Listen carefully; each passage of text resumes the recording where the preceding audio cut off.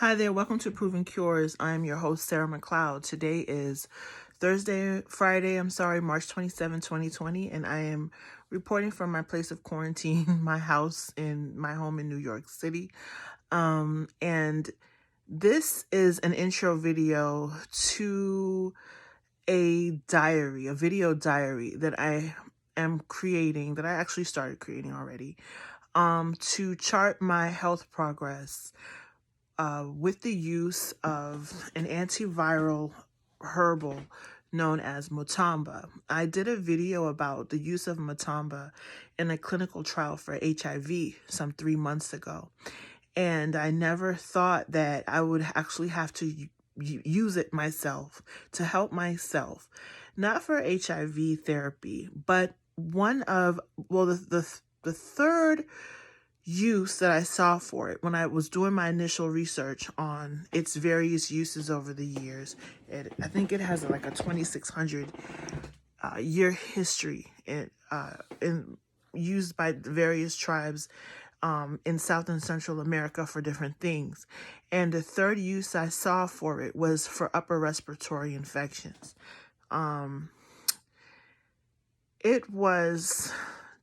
I don't think it's been an entire 2 weeks since I did a video.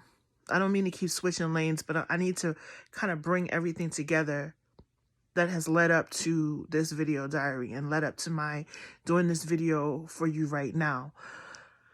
It hasn't been an entire 2 weeks since I shared the Chinese government's herbal recommendation for preventing and treating COVID-19 with a herbal formulation called Yu Ping Feng. And at the time, I recall saying that COVID-19 was not that prevalent. It was not right next door. It wasn't necessarily a high-risk situation for people here in the United States. This is like not even 2 weeks ago I said that. And I don't recommend necessarily running out and getting Yu Ping Feng because it was formulated for a high-risk population, for people who were engulfed by the virus. It was everywhere around them. And in just this short period of time, oh, how things have changed, especially for those of us in New York City. I have some stats that were posted just on March 26th by ABC News. As of March 26, 138,376 people were tested. Of that number, 44,635 were confirmed to be positive for COVID-19. And of that number, more than half, 25,398 of those cases are concentrated in New York City. And there have been 519 deaths also as of March 26th. That's, very disturbing news. And the thing is, it has not just caused us to be quarantined, but it has caused an overwhelming pressure to be placed on our healthcare resources. The city of New York City, the governors of New York City, rather, have told our physicians not to order appointments for tests unless you are deemed to be needing hospitalization, like basically on your deathbed. Our hospitals are short of ventilators. They're short of beds. Our hospital staff are short of, just basic gowns and masks, general protection, and a makeshift morgue is in the making right now of being built in Queens County.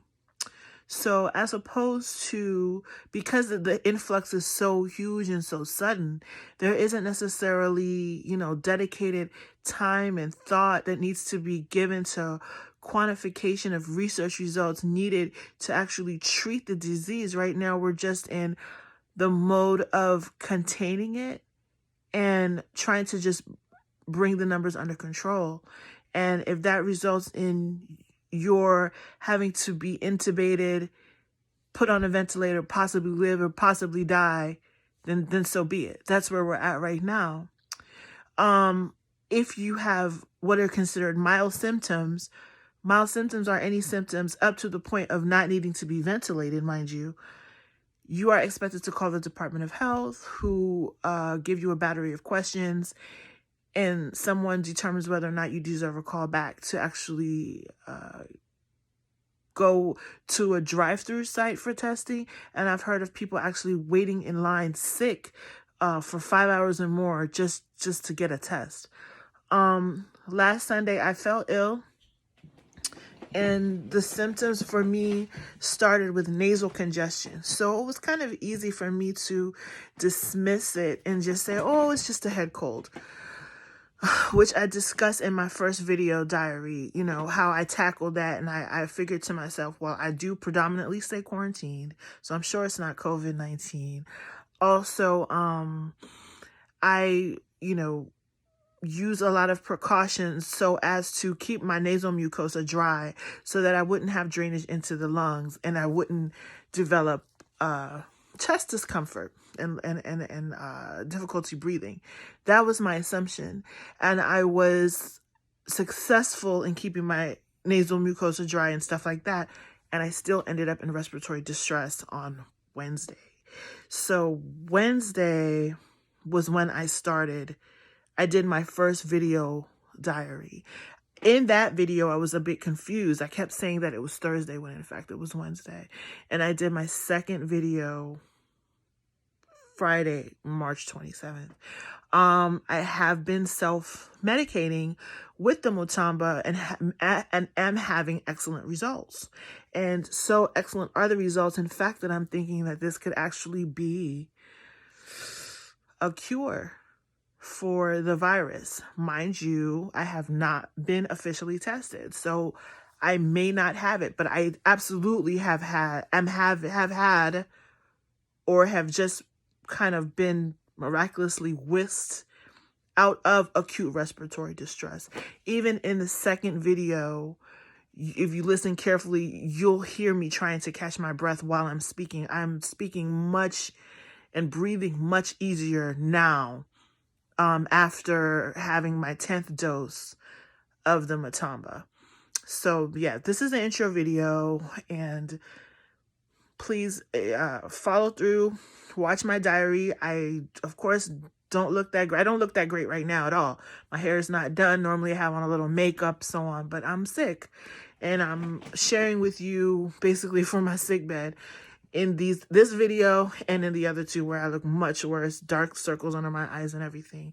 But I'm a very real person, and this is a real thing a lot of us are going through, and a lot of people are under the assumption that they can't go in public looking a certain way. But guess what? A lot of us are sick, and a lot of